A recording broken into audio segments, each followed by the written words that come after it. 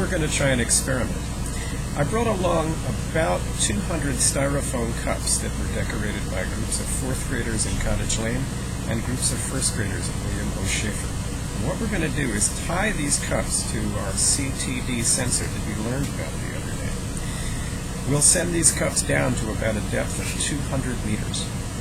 Now what happens is that the weight of the water on top of the cups is going to push down on them very, very hard. At 200 meters, that's a lot of water on top of it. That's called water pressure. It's why your ears pop sometimes when you swim down to the bottom of the pool. So I'm going to go out on deck now, tie these to the CTD, and send them to the bottom. Let's see what happens. All set? All right, here are the cups. Tied down tight.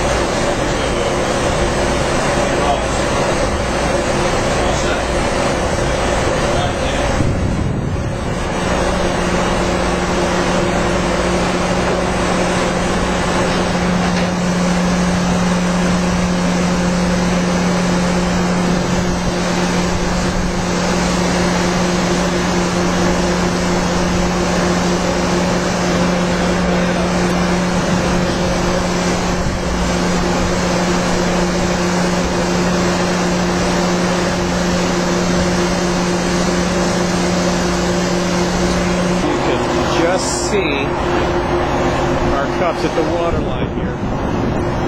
That big heavy weight that I just put off the ship, just pulling them down. There it goes. Bye-bye cups.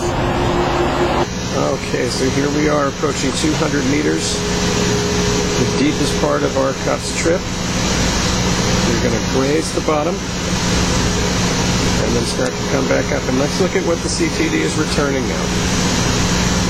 There you can see how the temperature first dropped sharply, warmed a bit, and then began to drop again.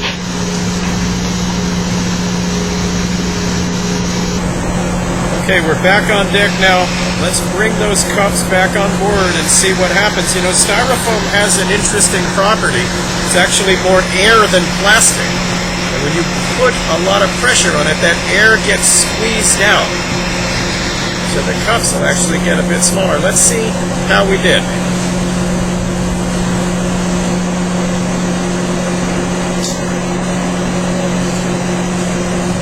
Alright, here are our cups. Open up the bag. Cups ended up at half the size they were when we started the experiment. That's what water pressure can do at a depth of 200 meters. Okay, the cups on the left were our control. Those are the ones that did not go down to depth. The ones on the right-hand side of your screen, those went down 200 meters. Look at the difference in size. At the start of this experiment, they were exactly the same size. That's what water pressure can do.